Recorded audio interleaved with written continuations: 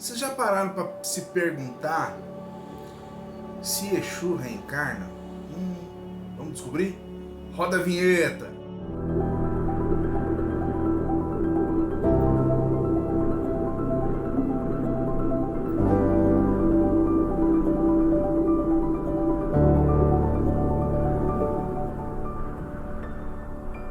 Fala pessoal, como é que vocês estão aí? Tudo bem? Eu sou o Fábio. Sejam bem-vindos mais uma vez ao nosso canal que fala de espiritualidade, de projeção astral e de vida extrafísica. Antes de mais nada, eu peço para você dê o like, se inscreve no nosso canal, ative o sininho. Vídeo novo toda sexta-feira ao meio-dia. A participação de vocês é muito importante. Cada like que vocês dão, o YouTube entende que esse assunto é de relevância, o canal volta a crescer e isso é muito bacana e é graças a você. Então dá o like agora no começo do vídeo, porque às vezes lá pro final você já esquece e já sai, vai ver outro vídeo. Deu uma balançada na câmera aqui, mas tá tudo bem. Gente, hoje eu vou falar, vamos tentar descobrir se Exu reencarna. Mas antes da gente desvendar isso, a primeira coisa que eu gostaria de dizer a você é que toda vez que eu me referir a Exu, eu vou estar me referindo também a Pombagira, tá? Então, para não falar Exu, Pombagira, então vamos usar o Exu e vocês vão entender que isso também se refere a Pombagira. Primeiro vamos entender quem que são esses caras, né? Na verdade, o pessoal acredita, muitas pessoas que não têm o conhecimento, acham que Exu é um espírito trevoso, né? Que anda de roupa preta e vermelha, que nem essa minha blusa aqui que eu vim em homenagem aos caras, com chifres na cabeça, com uma cauda comprida, com um pé de bode, né? E que tiveram uma vida desastrosa, uma encarnação desastrosa, né? Que foram pessoas horríveis enquanto encarnadas e depois que desencarnaram, sofreram tanto que se arrependeram e aí tiveram a ideia de fazer o bem dentro do umbral. É isso. Como diria o poderoso Castiga, mais ou menos. Mais ou menos.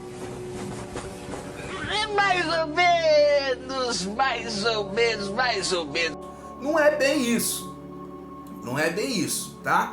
A espiritualidade, como eu sempre falo aqui, ela não tem uma regra, né? Tudo que acontece na espiritualidade envolve mais uma afinidade energética do que uma regra, né? Então, mas esse é o pensamento da maioria das pessoas, porque geralmente o que vem a público através de obras, etc. e tal, são esses relatos que Exu teve uma vida assim, que matou não sei quem e tal. Só que tem vários livros, eu já li vários livros contando isso, tá? Mas nós temos que entender, que esses livros, de fato, muitas vezes a história daquele Exu é realmente essa, mas os livros apresentam dessa forma porque o livro tem que vender, o livro tem que ser comercial, né? Então o livro precisa ser interessante, né? O livro precisa ter uma história, um romance fantasioso, o livro precisa ter uma emoção para ter vendagem, né? Porque senão não adianta nada o cara escrever o livro lá e aí ninguém comprar, porque é uma história que não é muito intrigante, não cativa a pessoa, né? E a espiritualidade, na realidade, muitas vezes ela não tem emoção, né? Ela não tem fantasia. A espiritualidade não tem interesse nenhum em ser comercial, como várias vezes eu falei. Ela somente flui conforme o interesse do bem coletivo e de fazer o bem pro próximo. Talvez, isso não é regra, tá? Como eu sempre falo. Mas muitas vezes a pessoa encarnada, eu, você aí, podemos estar sendo preparados nesse momento, ainda como encarnado, com nossas experiências, com o nosso conhecimento, com o nosso estudo, tá? Com as nossas moldagens, para quando nós desencarnarmos, depois de um processo, logicamente que há um processo, né? Nós sermos convidados a fazer parte de uma falange de Exus, né? Ou uma falange de Pombagira, dependendo da coisa. Lembrando a vocês que essas entidades que se manifestam com esses nomes, os nomes, na verdade, são o nome das falanges, não são nomes do espírito, né? Então, o Exu Caveira, o Tranca-Ruas, né? O Exu da Capa Preta, que trabalham nos terrenos, na verdade, são o nome das falanges. Por isso que muitas vezes é comum, no mesmo terreiro, você encontrar, por exemplo, 2 Tranca-Ruas, né? Então vai muito da afinidade, né? Então vai muito da afinidade daquele espírito com aquela falange, tá? Então, se você quer saber a real forma física do Exu, simplesmente olhe-se no espelho. É isso. O Exu, fisicamente, ele é igual eu, igual você, tá? O que diferencia um pouco é o tempo em que ele viveu, né? A forma que ele viveu, mas não tem nada extraordinário, não tem nada macabro, não tem nada. Isso é muito por outra questão que um dia eu vou tentar trazer para vocês aqui, que há necessidade dele ter essa plasmagem, essa imagem mais assim de opressor, né? Mas isso não para nós humanos, isso é para dentro da onde ele trabalha, que existe essa necessidade dele estar se apresentando dessa forma. Mas o Exu, eu já vi Exu em forma de trabalho, tá? Em forma de trabalho muitas vezes, mas eu já vi Exu vestido normal, só era uma época diferente, mas eram roupas normais, não tinha nada de vermelho, não tinha nada de astronômico, de assim, meu Deus do céu, estou com medo desse Exu que tá com cara de caveira, que tá... Não existe nada disso, gente. Exu é parça, tá? Exu é parça, Exu é igual eu, é igual você, então, o resto é tudo misticismo, tá? A realidade é essa. Eu tô aqui para falar a realidade, tô aqui para ganhar like, contando uma coisa que não é real. Eu vi Exu, então eu posso dizer, Exu é igual eu, igual você. Não tem essa história de Exu tem uma cara de caveira, Exu tá... Não, esquece. Isso aí é mais misticismo do que outra coisa. Logicamente que ele se apresenta também nas suas plasmagens de trabalho, mas aí é outra história, tá? Aí é outra história. Mas a pergunta central desse vídeo aqui, depois de eu ter apresentado quem são os Exus, se Exu reencarna, né? Se Exu reencarna, se Exu evolui, né? Então a resposta é simples. A resposta é simples. Sim, Exu reencarna. Ou seja, Exu, na verdade, para melhorar, pode sim reencarnar, tá? Exu, ele é uma entidade ainda muito munida de paixões da terra, né? Porém, a diferença do Exu para nós é que ele tem a moral, aí vamos dizer aí, 2, 3 dedos maior que a nossa. Pessoal, não liga pro barulho não vou cortar o vídeo, tá? O Exu, ele tem uma moral um pouco mais elevada, é como se fosse um irmão mais velho, alguém com mais experiência que nós, tá? E que por sua afinidade energética, ele consegue desempenhar um papel nas camadas mais inferiores, mais densas da espiritualidade, ou seja, lá no umbral, né? Por isso dizemos que o Exu, ele é uma entidade mais próxima de nós encarnados, né? E é verdade, o Exu, ele tem, eu sempre digo isso, é muito mais fácil você sentir a energia de um Exu do que você sentir a energia de um caboclo, de um preto velho, que são, mesmo sendo dentro da Umbanda, são energias mais sutis do que a energia de Exu, tá? Existe em alguns terreiros, não estou dizendo que é todos, mas isso também é uma lenda, não é bem assim que funciona, tá? Que dizem que os baianos e os boiadeiros na Umbanda, né, são Exus que tiveram uma elevação, uma evolução, uma graduação, né? Até pode ser, gente, até pode ser. Mas para isso acontecer, Exu precisa passar pelo processo de reencarnação. Ele não tá lá no umbral aqui, tal, trabalhando. Nossa, cansei de trabalhar aqui, agora eu vou virar baiano. Vou virar baiano, por favor, me dá uma vaga de baiana. Não existe isso, tá? Não existe isso. Logicamente que a experiência dele como Exu, encarnado, né, ele vai zerar o seu nível de informação, vai construir uma oportunidade na reencarnação e volta para o mundo espiritual com a bagagem atual e mais a de Exu, e sim, ele pode se transformar e pode ter essa graduação como baiano, como boiadeiro, tá? Mas para isso ele precisa da reencarnação. E a reencarnação do Exu, ela acontece por alguns motivos, tá? Vou dar uma arrumada no óculos aqui. Ó, meu óculos que tava caindo aqui, tá? Primeiro, por necessidade do próprio Exu. Às vezes ele se vê na necessidade de reencarnar, tá?